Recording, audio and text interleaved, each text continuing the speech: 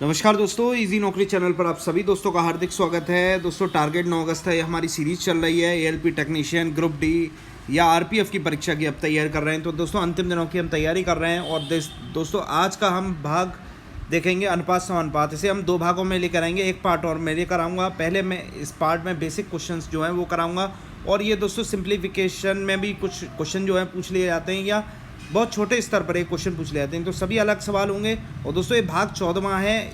भाग 13 तक आप हमारी प्लेलिस्ट पूरा देख सकते हैं मैथमेटिक्स की, जिससे आपको काफ़ी हेल्प होगी। अगर वीडियो अच्छा लगे तो प्लीज़ चैनल को सब्सक्राइब कर लेना, लाइक कर लेना, शेयर कर लेना। तो चलिए शुरू करते हैं। तो दोस्तों बेसिकली अनुपात समानुपात, देखिए अनुपात और रेशियो या प्रोपोर्शन जो होता है ना, अनुपात का अर्थ क्या होता है पहले ये आप सब समझना होगा। देखिए इस तरह से अनुपात दे दिया 1:2, 2:4, इसका अर्थ क्या है? इसका अर्थ होता है दोस्तों बटा। ये दोस्तों एक तरह की भिन्न होती है।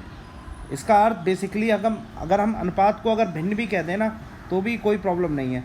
अनुपात को हम भिन्न भी कह सकते हैं और अनुपात के रूप में भी रख सकते हैं, ठीक है। अब देखिए इस मेन चीज़ है, हम अपने मेन उद्देश्य पर आते हैं और इसमें जो छोटे छोटे क्वेश्चंस हैं वो हम आपको कराते हैं, ठीक है।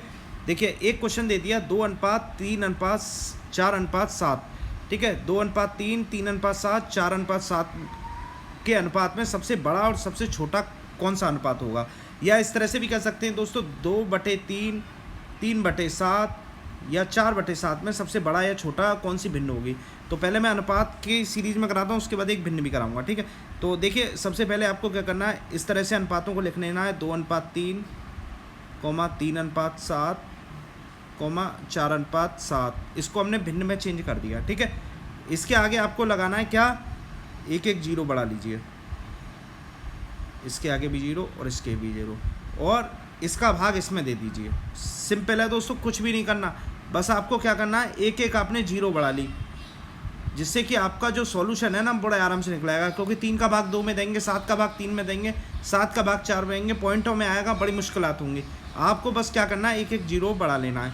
तो 3 का अगर 20 में भाग देंगे तो 6 पॉइंट समथिंग आएगा, ठीक है, 6.6।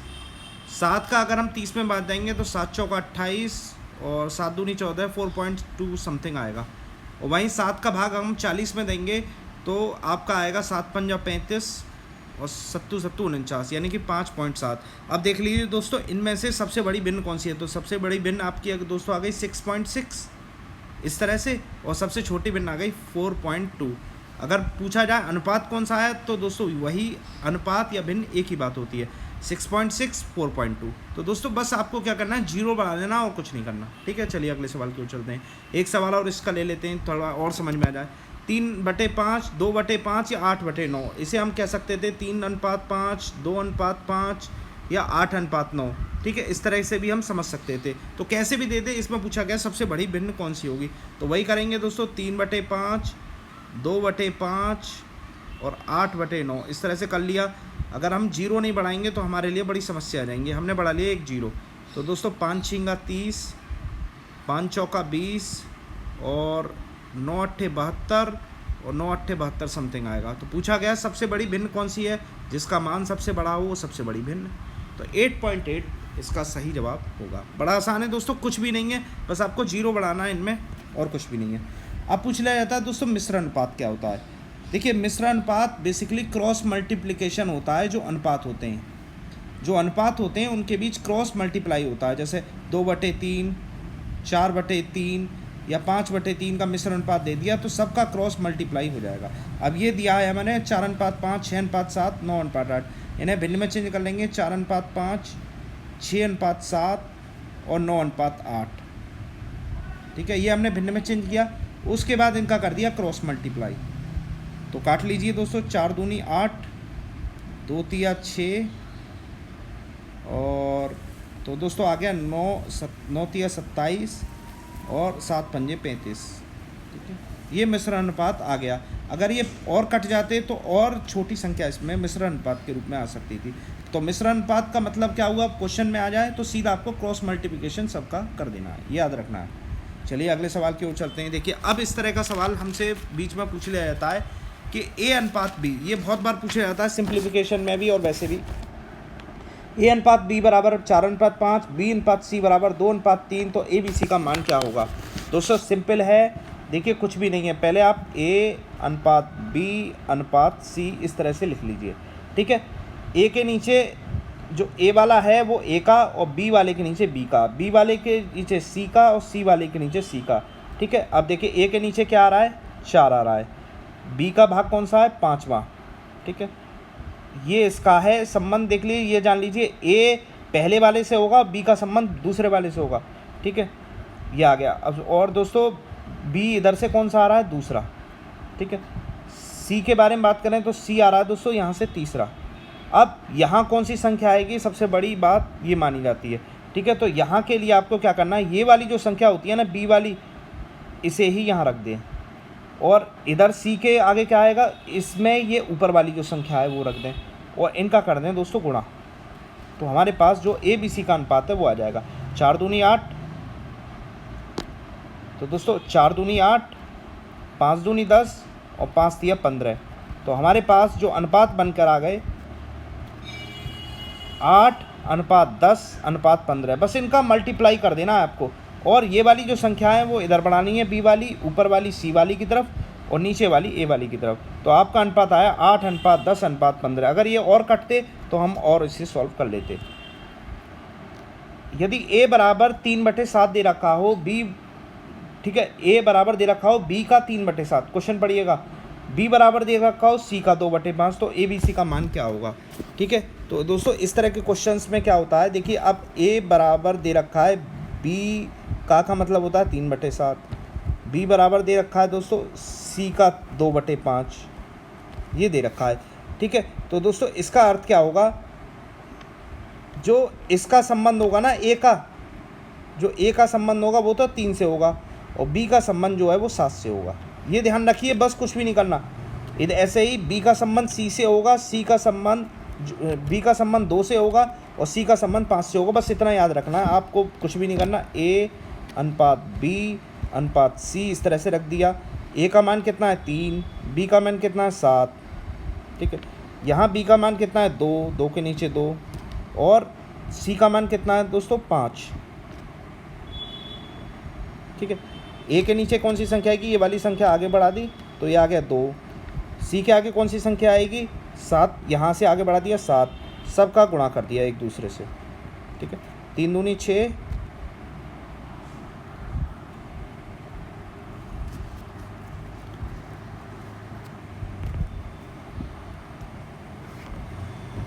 3 दूनी 6 अनुपात 7 दूनी 14 अनुपात 7 पंजे 35। तो जो आपका अनुपात निकल पाया 6 अनुपात 14 अनुपात 35, ये आपका मान इस तरह से आ जाए। चलिए अगले क्वेश्चन की ओर चलते हैं। चलिए एक क्वेश्चन और है, इस बार पूछा है 2A बराबर 3B 4B बराबर 7C, तो ABC का मान क्या होगा।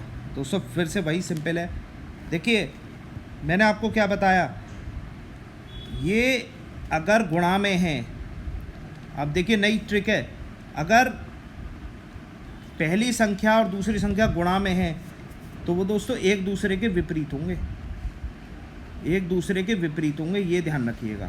अब देखिए मैं बताता हूँ, देखिए कैसे विपरीत होंगे। A अनुपात B अनुपात C, ये हमने इस तरह से लिखा, 2 का संबंध है A से और 3 का संबंध है B से, लेकिन दोस्तों ये एक दूसरे के विपरीत होंगे। B का तो संबंध यहाँ हो जाएगा A से, और A का संबंध हो जाएगा 3 से। इसी तरह से B का संबंध हो जाएगा, 4 का संबंध हो जाएगा C से, और 7 का संबंध हो जाएगा B से। बस इस तरह की अगर बराबर का मल्टीप्लाई में दे रखा है इस तरह की चीज़, तो आपको गुणा जो है ना, अगर गुणक में है तो वो एक दूसरे के विपरीत आपको लिखना है। तो यहाँ पर A का मान क्या होगा 3, B का मान क्या आया दूसरे में 2 आया, यहाँ से ये वाला देखिए, ठीक है। इसी तरह से C का पहले B का और देख लेते हैं, इधर B का मान क्या आया 7 आया, ठीक है। अनुपात C का मान कितना आया, ये आपका 4 आया, ठीक है। तो यहाँ 4 रख लेंगे, वही इस तरह से कर लेंगे, 7 इधर आया 2 इधर आया, मल्टीप्लाई करेंगे 7 तिया 21, अनुपात 7 दूनी 14 अनुपात 4 दूनी 8, तो ये आपका अनुपात हो गया, ठीक है। तो मुझे लगता है आपको इस तरह के सिंप्लीफिकेशन से संबंधित क्वेश्चंस आ चुके होंगे। चलिए कुछ और देख लेते हैं। अब बात करते हैं दोस्तों समानुपात की। देखिए समानुपात, ये निशान होता है समानुपात का, ये ध्यान रखिएगा। समानुपात, ये अनुपात हो गया, ये समानुपात हो गया, ठीक है। तो 4:6 समानुपात 8:12 का अनुपात। दोस्तों समानुपात कैसे निकालते हैं? समानुपात क्या होता है, जो मध्य के जो अनुपात होते हैं ना, जैसे ये मध्य के दोनों अनुपात हैं, इनका गुणा, ठीक है। तो अगर हम बात करें बाहरी अनुपात का गुणा बराबर होता है मध्य के अनुपात का गुणा, मध्य अनुपात का गुणा। तो बाहरी कितना है दोस्तों? बाहरी कौन सी संख्या हमारी? 4 हो गई और इधर से हो गई 12। तो बाहरी का गुणा हो गया 4 × 12 और अंदर का हो गया 8 × 6। ये होता है समानुपात। तो 12 × 4 = 48 और 8 × 6 = 48, यानी कि ये दोनों जो संख्याएं होती हैं ना समानुपात में, ये बराबर आती हैं। इतना समझ लीजिए, समानुपात आप निकाल लेंगे, ठीक है। इन दोनों का जो गुणा होता है ना, बाहरी वालों का गुणा अंदर वाली संख्याओं के गुणा के बराबर होता है। चलिए अगले सवाल की ओर चलते हैं। चलिए अब इस तरह के भी कुछ हल्के फुल्के सवाल भी पूछ लिए जाते हैं। तो दोस्तों दो संख्याओं का गुणनफल 2:3 है। समझिएगा, दो संख्याओं का गुणनफल, दो, क्षमा करें ये क्वेश्चन गलत है, दो संख्याओं का अनुपात है दोस्तों। यहाँ पर दो संख्याओं का अनुपात 2:3 है और इनका गुणनफल 96 है। तो संख्याएं ज्ञात कीजिए। देखिए सिंपल है, फर्स्ट संख्या सेकंड संख्या, तो पहली संख्या दे रखी है 2, दूसरी दे रखी है 3। इन दोनों का मल्टीप्लिकेशन मैंने माना x और ये भी x माना, तो ये हो जाएगा दोस्तों 6x²। 6x² बराबर हो गया 96, तो x² बराबर हो गया 96/6। ये हो गया 16। 16 x बराबर यहाँ से निकालेंगे √16, तो x का मान क्या आया? x का मान आ गया आपका 4, ठीक है। बड़ी संख्या कौन सी है? ये वाली। तो 4 × 3 = 12, 1 का मान हो जाएगा, और 4 × 2 = 8, ये दूसरी का मान हो जाएगा। सिंपल है, कुछ भी नहीं है। चलिए एक सवाल और देख लेते हैं हल्का फुल्का, क्योंकि थोड़े से टफ जो सवाल है वो अगले पार्ट में मैं आपके साथ मेंशन करूँगा। यदि दो संख्याओं का अनुपात 3:4 है, प्रत्येक संख्या में 6 जोड़ दें तो अनुपात 4:5 हो जाता है। बड़ी संख्या ज्ञात कीजिए। तो दोस्तों दो अनुपात जो है वही है, इसे मैंने 3x माना, इसे मैंने माना दोस्तों 4x, ठीक है। प्रत्येक संख्या में 6 जोड़ दूँ, ये देखिए मैंने 6 जोड़ दिए, अनुपात क्या हो जाता है? 4:5। सिंपल है दोस्तों, क्रॉस मल्टीप्लाई कर दे दीजिएगा। तो क्रॉस मल्टी 5 × 3 = 15, x + 5 × 6 = 30 बराबर 4 × 4 = 16, x + 4 × 6 = 24, ठीक है।